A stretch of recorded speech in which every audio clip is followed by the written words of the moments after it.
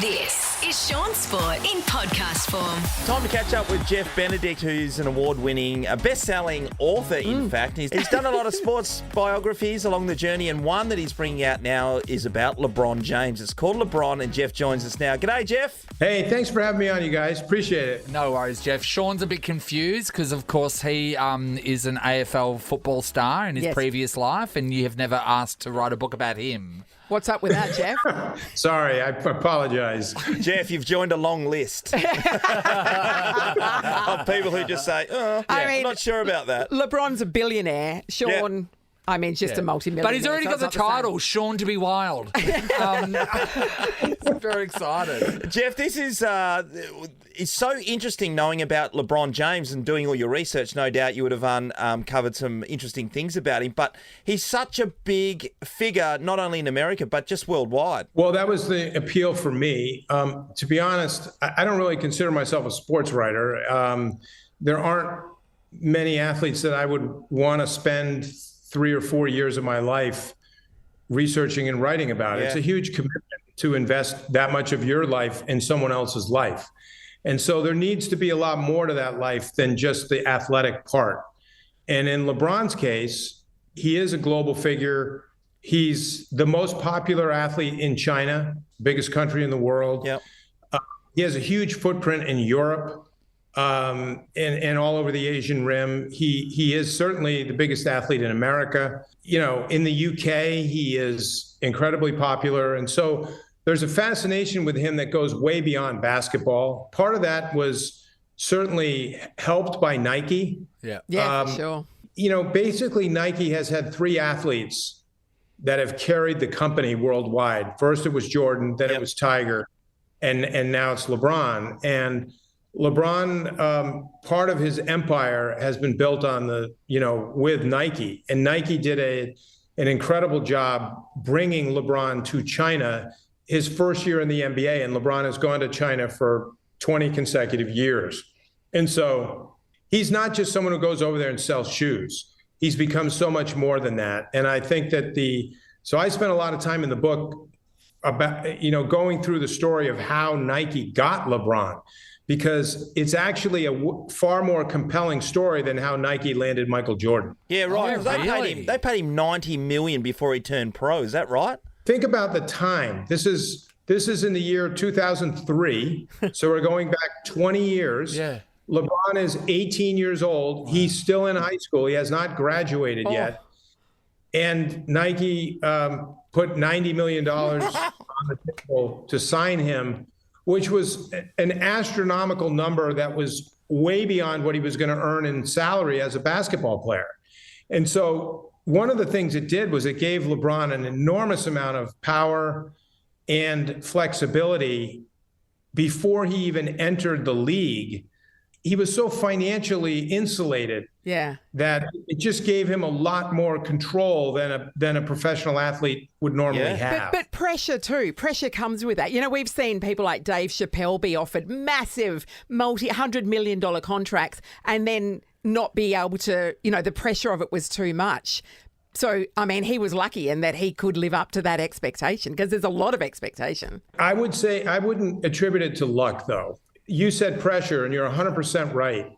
And Nike knew they were putting pressure on him. Yeah. And that's why they called their first commercial Pressure. Yeah, right. That was the name of the first Nike ad that LeBron shot. Yeah. And it aired throughout the United States on the night that LeBron played his first game as a professional athlete at 18. Wow. And it's all about pressure. And LeBron, the thing about LeBron, and this is why I said it wasn't luck that he survived the pressure, because LeBron he understood that he was the magnitude of the pressure. He knew what the expectations were. And in that first commercial, you see the playfulness in him, but also the sophistication when he sort of laughs and grins at the end of the commercial, like, yeah, I know that everybody is waiting for me to kind of fall on my face, but that isn't going to happen. Wow. Isn't it amazing if they could just really relay their thoughts in the commercials and he doesn't know until he sees it and then the next one's disappointed?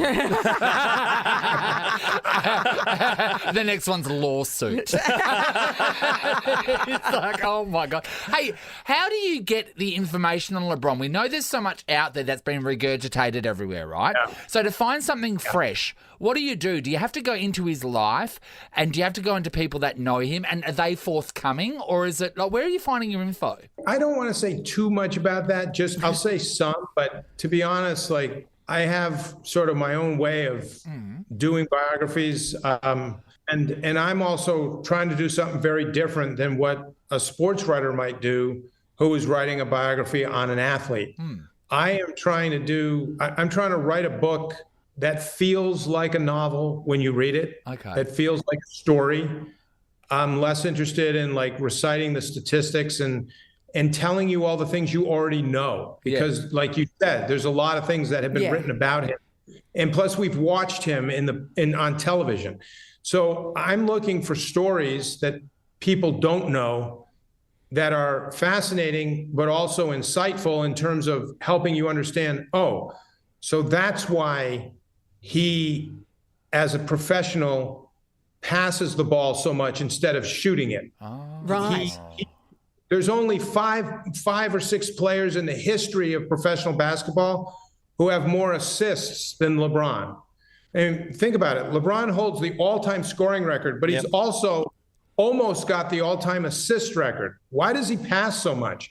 Jordan didn't do that. No, Kobe didn't do that. Wilt Chamberlain, Bill Russell didn't do that. LeBron does that because when he was a very little boy and he grew up without a dad and he didn't have many friends and he was very lonely. And when he finally got put on a little youth basketball team with some other little kids, his coach, what he saw was a kid who was a little bigger than the other kids and seemed to have some natural talent that the other kids didn't have, but he didn't pass because he didn't have to. He could score. Yeah. Nobody could stop him from scoring, so he would just score because what he was taught was the goal is to take that ball and put it in that hoop. And so he would do that. And his coach said to him one day in the car on the way home, if you pass the ball, the other kids will want to play with you. Oh my God, that's heartbreaking. Oh, Jeff. That's so nice. And so what does LeBron do? I mean, the coach only had to say it one time. Yeah. Suddenly, LeBron starts, as a little kid, he's constantly passing the ball. It got to the point where the coaches had to tell him to shoot more because he could score at will. Yes. And so when you get into games and you kind of need to win and you need someone to get a basket, LeBron can do that. And so it's interesting, when he became a professional, one of the things he got criticized for was passing too much, which, by the way, the great players like Irvin Magic Johnson and Larry Bird, they never criticized LeBron for passing too much. Never. Yeah, Jeff, that was so interesting, that period. I remember it so clearly. He had chances to take game-winning shots. People saying, why isn't he just taking the game on? Because he wanted friends, Shaun. And he's passing the ball. So that's really interesting. And then there's phases. So you're talking about having the kids in the playground liking him and becoming friends. And through his career, there's been moments of that where he's put himself out there and people have come down hard on him outside, whether he's been a spokesperson for bits and pieces or when he went to Miami and he put himself out there, people wanted to jump in on him. Then he was wondering why people felt that way about him and how he could turn the tide back in his favor. So he's he was dictated a lot with how people perceived him, wasn't he? Yeah. The first time that LeBron really ever experienced massive unpopularity in his entire life was when he announced he was leaving Cleveland to go to Miami. Yeah. You know, prior to that, LeBron had never been really the target of any kind of hatred. There were fans who didn't necessarily like him in other cities, but that's typical in any sport. This was different. When he went to Miami, it was hatred. He was the most hated athlete in America in any sport. When he went back to Cleveland 4 years later, all of that changed. It changed, pretty quickly, particularly when he made good on the promise and delivered a championship to Cleveland a city that hadn't won anything in over 50 years. And it would have been a lot easier for LeBron to stay in Miami with the super team that had been built for him. He would have won a lot more championships if he'd stayed in Miami. He probably would have caught and passed Michael if he just stayed in Miami. Wow. Yeah. And people forget about how LeBron actually took a much harder road when he left to go to Cleveland, a team that was terrible. I mean, they were not a good team.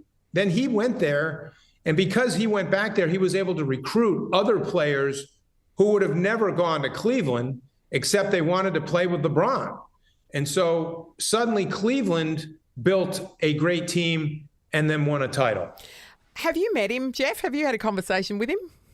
No, I haven't. And it's really interesting because tonight, it's nighttime here in America right now. And just before I got on the air with you guys, I did an event here in Miami. And there was a guy in the front row who actually is a friend of LeBron's. Yeah. And I didn't know that during the event. But, you know, he came up to me after and introduced himself. And you never know who's in the audience, you know. And I hope that the people who are closest to LeBron will see that I tried as hard as I possibly could to capture him as he is. You know what would be amazing? A real feather in your cap is if his friends are to read the book and go, I didn't know that about him. That's wouldn't that be that'd be an amazing thing? Because I still don't get where you got that the coach story. Yeah. Like, and I know that you got to keep some of your sources stuff, but like that seems so personal, you know. Yeah. And from so long ago. Yeah. It is a long time ago, and you have to. I look for a lot of things that are sort of. It's sort of like mining for gold. Yeah. You know, you drop your tools down in the shallow water, and a lot of times when you pull it up, there's nothing in the basket. Yeah, sure. So you just make it up then, or no, but you got to keep working and try to find a vein. Yeah. And I think when you hit a vein, you want to exploit it as much as you can. Really, very much like gold digging. Yeah. I mean, once you strike a vein, you want to exploit it and get in there. And so, as a storyteller, when you find a vein, you want to really go in there. And I'm staying away from the storylines that everybody already knows because nobody wants to read a book and say, well, there's nothing in here I didn't already know. You know? For sure, Jeff.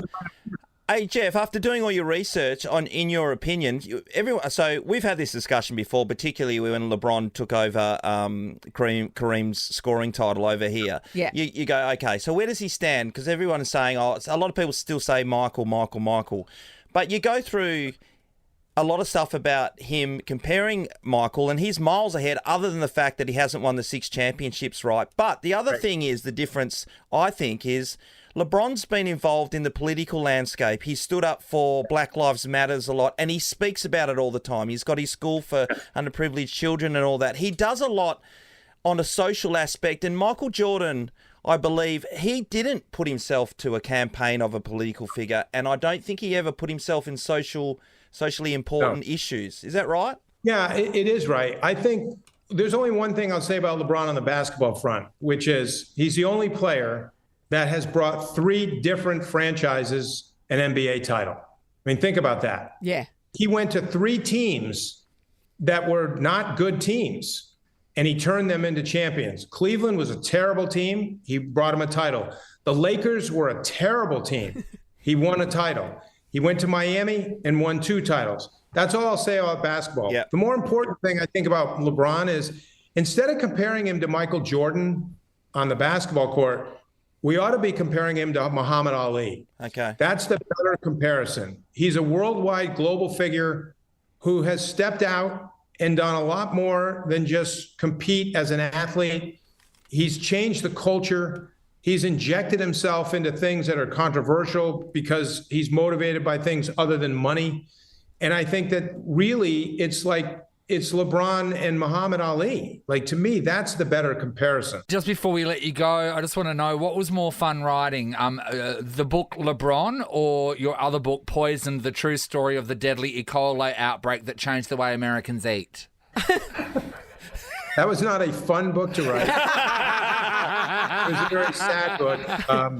But it is going to be a film on Netflix starting in June. Yeah, right. The E. coli, the E. coli. E. coli one. Yeah, Poisoned will be on Netflix starting in June. Wow. We'll be at the Tribeca Film Festival in June, and then it'll be streaming on Netflix. The movie is called Poison, just like the book. Yes. And the book has been brought out again by Simon & Schuster. So Wow. I'm glad you brought that up. It's a serious subject. Good Been great being on with you guys. Thank you Jeff, so really much, Jeff. appreciate your time, mate. Everyone can grab hold of the book LeBron. I'm sure that people want to know the inside and outside of the great man. And check out all of his other works as well. I mean, because Poison, it's going to be a Netflix show. Jeff Benedict, thank you so much, buddy. Thank you. Shaun Sport is a Nova podcast. For more great comedy shows like this, head to novapodcast.com.au.